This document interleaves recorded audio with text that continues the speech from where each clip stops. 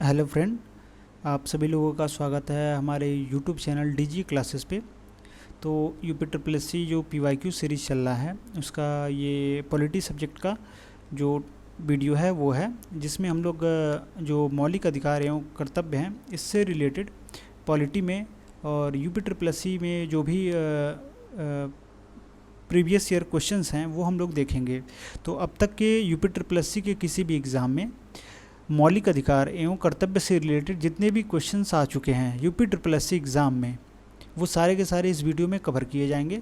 तो वीडियो के लास्ट तक बने रहिए और चैनल को सब्सक्राइब कर दीजिए, जिससे आपको कोई भी अगर वीडियो आता है हमारे चैनल पे किसी भी एग्ज़ाम से रिलेटेड, आप अगर किसी भी एग्ज़ाम के प्रिपेयर कर रहे हैं तो सबके वीडियो हमारे चैनल पे आते रहते हैं, तो आपको नोटिफिकेशन मिल जाएगा। अगर आप बेल आइकन नहीं दबाते हैं तो आपको नोटिफिकेशन मिस कर जाएंगे आप। तो इसीलिए आपसे रिक्वेस्ट है और अनुरोध भी है कि आप चैनल को सब्सक्राइब करिए और अपने दोस्तों के साथ कम से कम एक जो फ्रेंड सर्किल हो या फिर स्टडी ग्रुप हो उसमें आप चैनल को शेयर कर दीजिए या फिर इस वीडियो को शेयर कर दीजिए, जिससे हमें व्यूज़ मिलेंगे और सब्सक्राइबर भी मिल सकते हैं। हो सकता है आपको ये वीडियो अच्छा लगा तो आपके फ्रेंड को भी अच्छा लगे, और जिससे वो भी सब्सक्राइब करेंगे तो हमें थोड़ा मोटिवेशन मिलेगा कि और भी हम जब स्टार्ट किए थे वीडियो तो हमारे पास 0 सब्सक्राइबर थे स्टार्ट जब हमने किया था चैनल। उसके बाद से प्रेजेंट टाइम पे 450 प्लस सब्सक्राइबर हो चुके हैं। तो आप लोगों का सपोर्ट रहा है बहुत अच्छा। आप लोगों का हम कह दें जो हमारे चैनल के प्रति सहानुभूति है वो भी बहुत अच्छा है। इसी के लिए हम अभी तक टिके हुए हैं और आप लोगों के लिए कंटेंट लेके आ रहे हैं अच्छे से अच्छा। और आप अगर कोई कुछ भी एक्स्ट्रा चाहते हैं तो कमेंट करके बता सकते हैं, कमेंट सेक्शन में आप लोगों को ज़रूर प्रोवाइड किया जाएगा। तो चलिए नेक्स्ट क्वेश्चन, अपना पहला क्वेश्चन हम देखते हैं। भारतीय संविधान का निम्नलिखित में से कौन सा अनुच्छेद विधिक समता यानी कानून के समानता से संबंधित है? तो जो आर्टिकल 14 है ये हमारा किससे संबंधित है? विधि के सामने समानता से, मतलब इक्वलिटी अगेंस्ट लॉ से संबंधित है हमारा कौन सा आर्टिकल? आर्टिकल नंबर 14 संबंधित है और यह मौलिक अधिकार के अंतर्गत आता है। और संविधान में भाग जो 3 है ये डील करता है किससे? मौलिक अधिकार से। और अनुच्छेद 12 से लेके 35 तक मौलिक अधिकार वर्णित हैं और इसे संयुक्त राज्य अमेरिका के संविधान से लिया गया है। तो ये रहा कुछ इम्पोर्टेंट पॉइंट मौलिक अधिकार से रिलेटेड।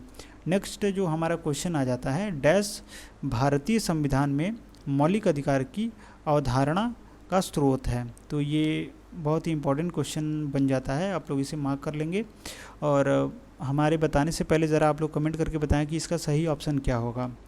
तो ऑप्शन दे रखा है ए यूएसए, बी तत्कालीन यूएसएसआर, सी यूके और डी जापान। तो जो मौलिक अधिकार यानी फंडामेंटल राइट्स का जो स्रोत है हमारे संविधान में वो यूनाइटेड स्टेट ऑफ अमेरिका यानी यूएसए से लिया गया है हमारा मौलिक अधिकार।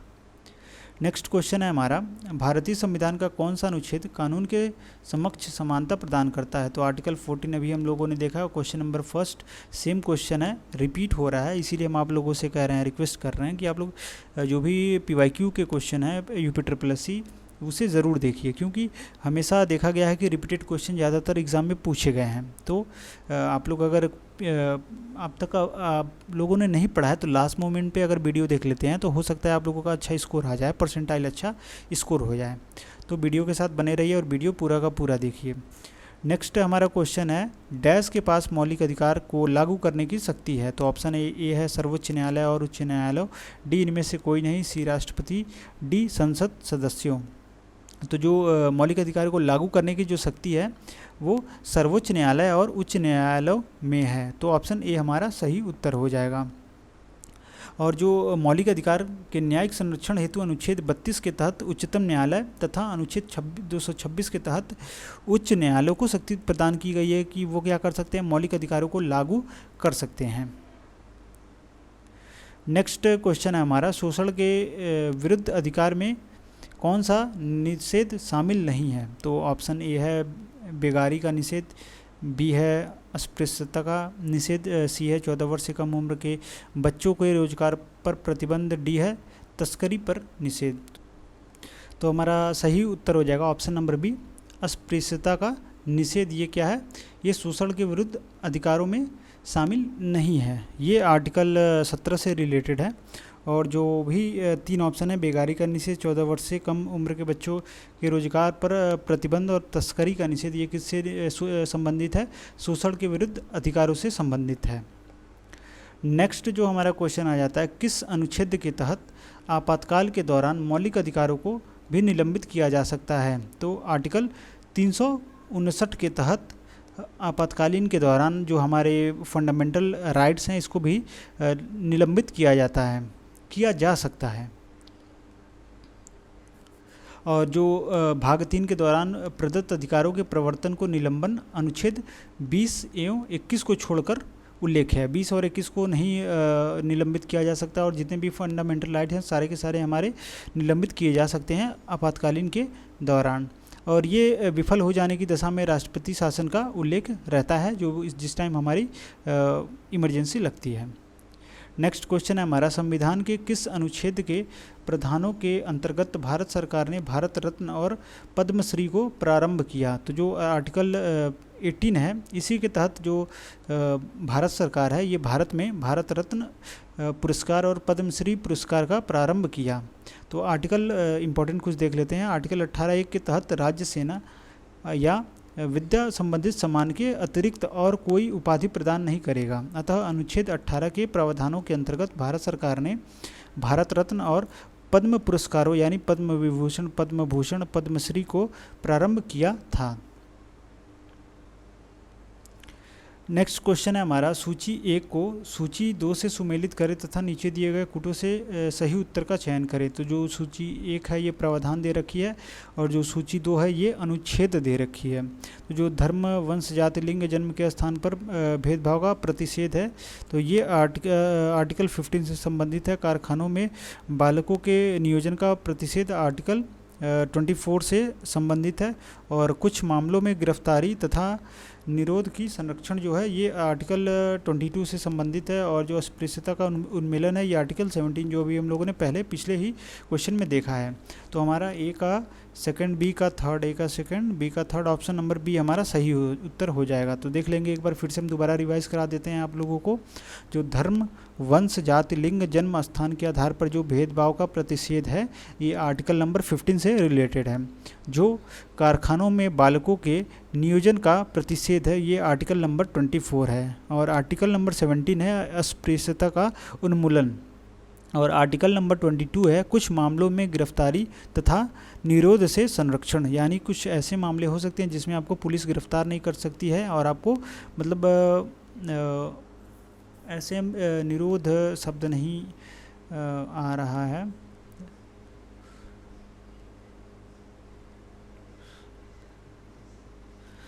मतलब गिरफ्तारी और निरोध से संरक्षण आपको मिलेगा आर्टिकल 22 के तहत।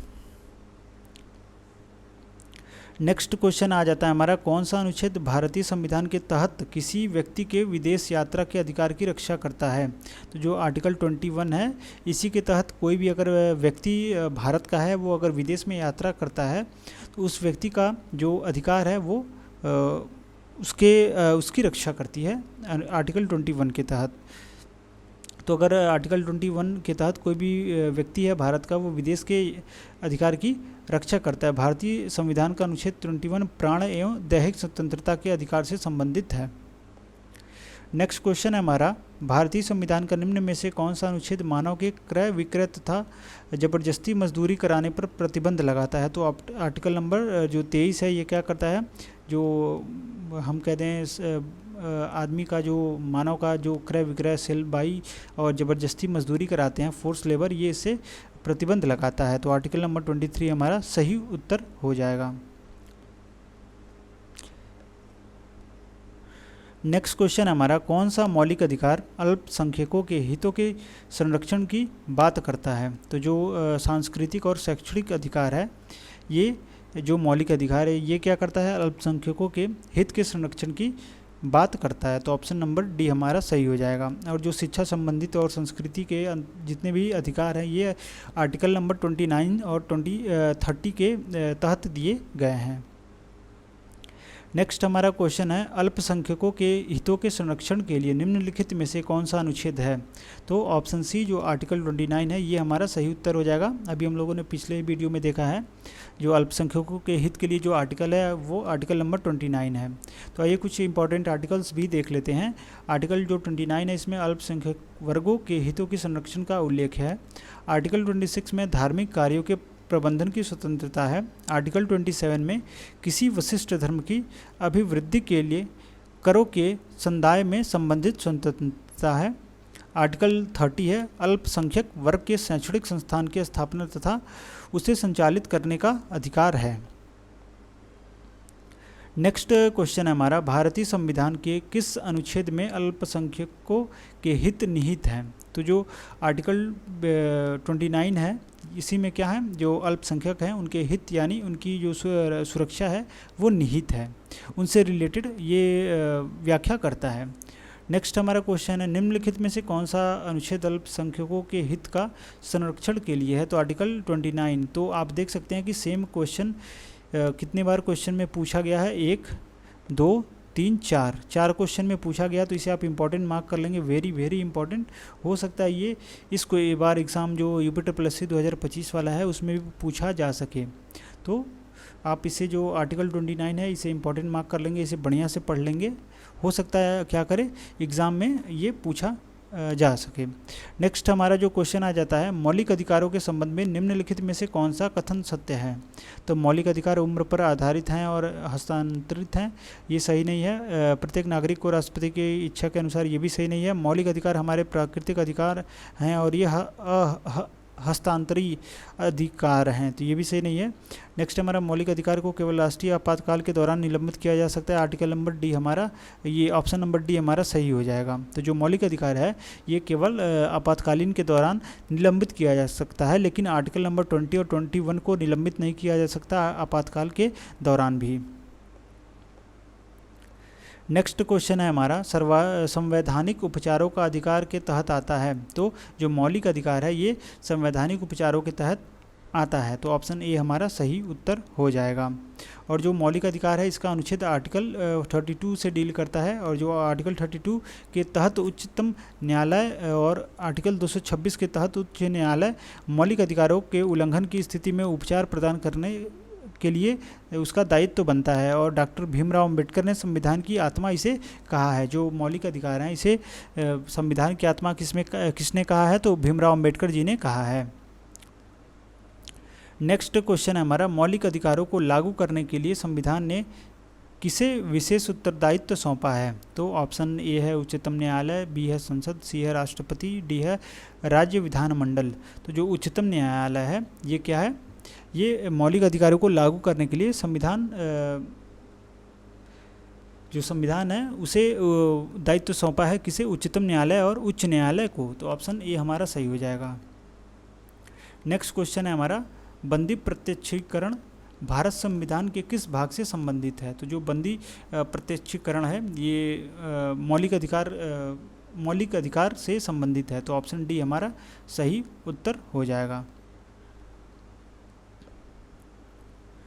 नेक्स्ट क्वेश्चन है हमारा, शिक्षा का अधिकार एक मौलिक अधिकार है जो कि संबंधित है। तो ये आर्टिकल 21A से संबंधित है शिक्षा का अधिकार। तो ऑप्शन डी हमारा सही उत्तर हो जाएगा। और ये ऐसे अनुच्छेद ये बताता है कि 6 से लेकर 14 वर्ष तक के सभी बच्चों को निःशुल्क एवं अनिवार्य शिक्षा का अधिकार प्रदान किया जाएगा जो भी भारत का निवासी है।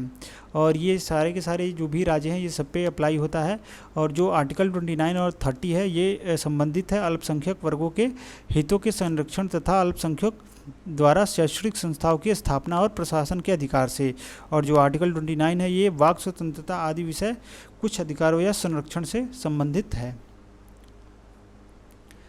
नेक्स्ट क्वेश्चन है हमारा, सर्व शिक्षा अभियान का उद्देश्य किस आयु समूह के बच्चों में शिक्षा को प्रोत्साहित करना है? तो जो सर्व शिक्षा अभियान का उद्देश्य है ये 6 से लेकर 14 वर्ष तक के बच्चों के जो आयु है इसके बीच शिक्षा को प्रोत्साहित करना है। और ये किस आर्टिकल के तहत है, ज़रा कमेंट करके बताएंगे। अभी जस्ट हम लोगों ने पिछले क्वेश्चन में ही देखा है।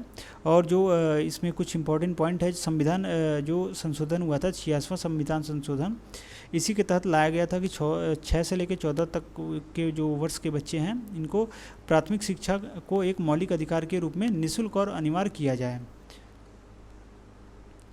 नेक्स्ट क्वेश्चन है हमारा, प्रेस की स्वतंत्रता भारत के संविधान के किस अनुच्छेद के तहत निहित है? तो ऑप्शन दे रखा है, ए अनुच्छेद 19, बी 20, सी 21 और डी 22। तो जो प्रेस की स्वतंत्रता है ये आर्टिकल 19 के तहत क्या है, अनुच्छेद में निहित है भारत संविधान में। और जो आर्टिकल 29(1) का क है, ये अंतर्गत वर्णित वाक स्वतंत्र और अभिव्यक्ति स्वतंत्रता के अधिकार में न्यायालय द्वारा इसको निहित माना गया है। नेक्स्ट क्वेश्चन है हमारा, मार्च 2019 तक उपलब्ध जानकारी के अनुसार भारतीय संविधान में कितने मौलिक कर्तव्य हैं? तो जो 2019 तक भारत में टोटल 11 फंडामेंटल ड्यूटीज़ हैं। तो ऑप्शन डी हमारा सही उत्तर हो जाएगा। तो 42वें संविधान संशोधन के दौरान 1976 में भाग 4 में अनुच्छेद 51 को जोड़कर नागरिकों को 10 मूल्य कर्तव्य का उल्लेख किया गया था। और उसके पश्चात ही 2086वें संविधान संशोधन में 2002 में 11वां मूल्य कर्तव्य, जो कि 6 से लेकर 14 तक के बच्चों के लिए अनिवार्य शिक्षा, निःशुल्क शिक्षा का जो जोड़ा गया था, वो 11वां हमारा मूल्य कर्तव्य है। तो ये टोटल जो 11 मूल्य कर्तव्य हैं भारत संविधान में। ये वही सेम क्वेश्चन है, भारत संविधान में कितने मूल कर्तव्य दिए गए हैं? तो 11 मूल कर्तव्य दिए गए हैं। ऑप्शन डी हमारा सही हो जाएगा। नेक्स्ट जो क्वेश्चन आ जाता है हमारा, मौलिक कर्तव्य से संबंधित अनुच्छेद 51(a) को संविधान में डैश द्वारा शामिल किया गया था। तो 42वें संविधान संशोधन के तहत आर्टिकल 51(a) को संबोधित किया गया था, जो क्या बताता है, मूल कर्तव्य हमारा बताता है भारतीय संविधान में। नेक्स्ट क्वेश्चन है हमारा, निम्न में से किसमें मौलिक कर्तव्यों को उल्लेख किया गया है? तो भाग 4 क में उल्लेख किया गया है किसको? मौलिक कर्तव्यों को। नेक्स्ट क्वेश्चन है हमारा, निम्न में से किस एक की संस्तुति के आधार पर मूल कर्तव्यों से संबंधित प्रावधानों को भारत के संविधान में जोड़ा गया था? तो ऑप्शन है, ए है बलवंत राय मेहता समिति, बी है स्वर्ण सिंह समिति और सी है अयंगर समिति और डी है ठक्कर आयोग। जो स्वर्ण सिंह समिति थी, इसी के सिफारिश पे जो मूल कर्तव्यों का जो आर्टिकल है ये भारत संविधान में जोड़ा गया था। किस संशोधन के तहत? तो 42वें संविधान संशोधन के तहत।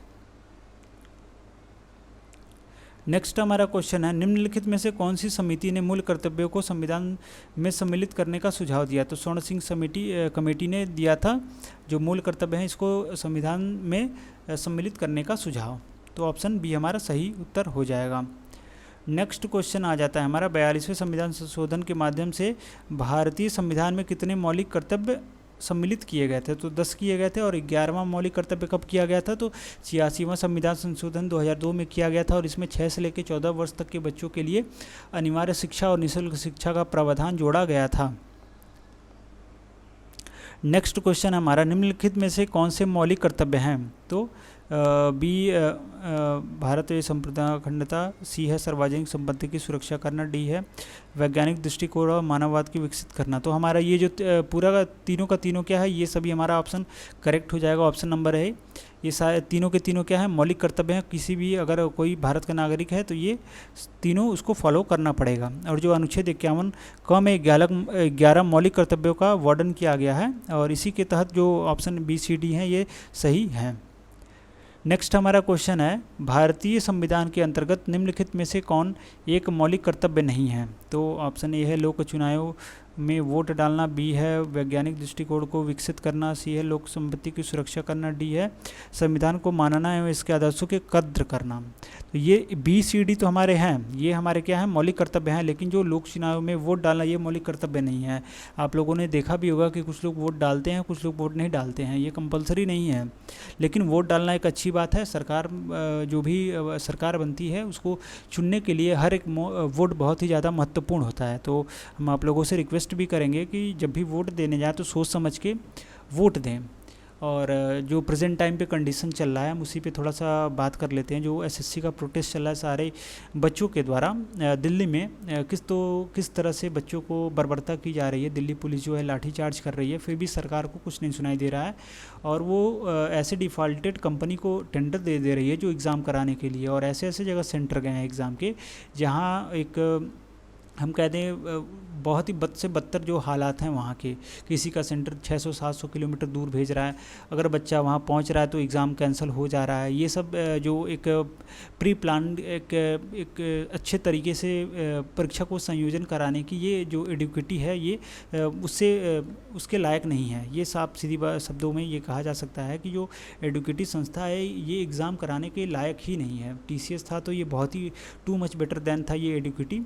और आप लोगों से यही अनुरोध है कि जब भी आप लोगों का जो वोट ये सारा का सारा जो सरकार है उसका ये जिम्मेवारी बनता है कि जो बच्चे हैं, जो नागरिक हैं या फिर बूढ़े बुजुर्ग कोई भी हैं, तो उनको एक अच्छी सी रोज़गार दिया जाए, जो भी उनको सर्विसेज हैं उनको अच्छी से दिया जाए।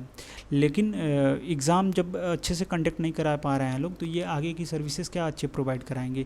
डिफ़ॉल्टेड कंपनी को एग्ज़ाम कराने का टेंडर दिया जा रहा है, वो ये सेंटर दे रही है तो 600-700 किलोमीटर दूर।